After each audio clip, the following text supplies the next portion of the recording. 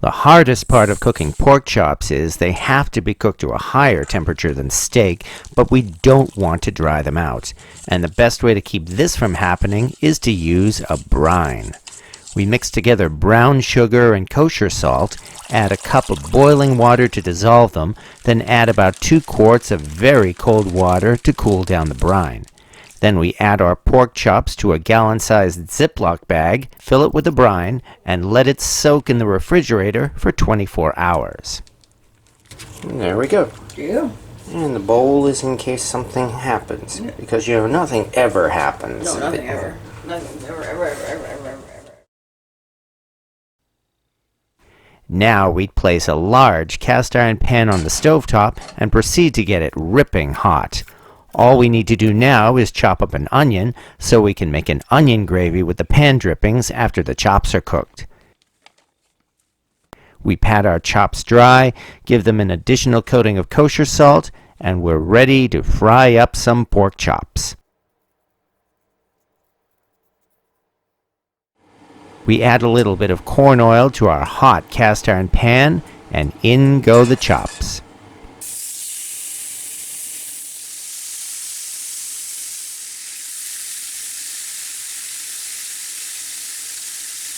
From here, we only have to keep track of the temperature and flip the chops every couple of minutes in order to get a good crust.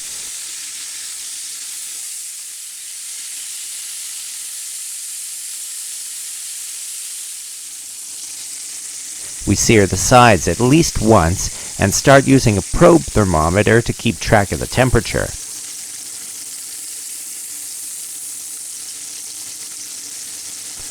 When the chops are getting close to 100 degrees, we add a half stick of butter to the pan and melt it down. That's a lot of butter, but we'll be using this for our gravy after the chops are done. Cooking the chops in all this butter will add some color and flavor as well.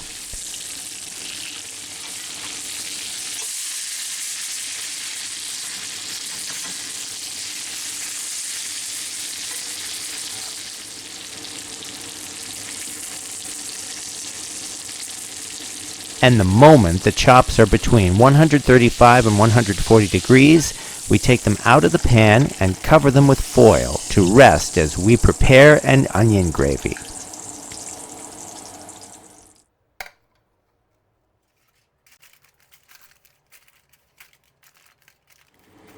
Add the onions to the pan full of all that butter and cook them for a few minutes until they're soft. Be sure to scrape up those tasty stuck-on bits, and that's why this dish has to be made in a cast iron pan. Then we add about a quarter cup of flour and stir everything around to make a roux.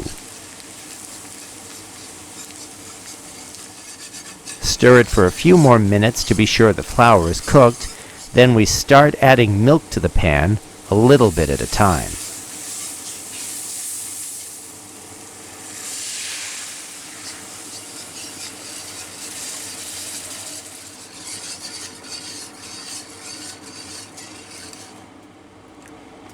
And we stir it together and keep adding milk until the gravy is the way we want it.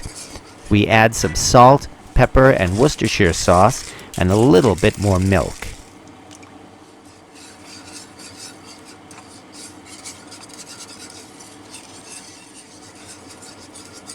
And the gravy is ready, and it's time to serve our pork chops.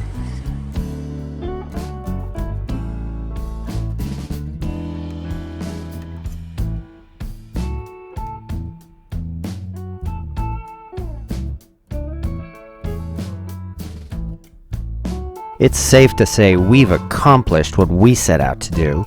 By controlling the temperature and especially by using a brine, we have a set of pork chops that are juicy and not dried out.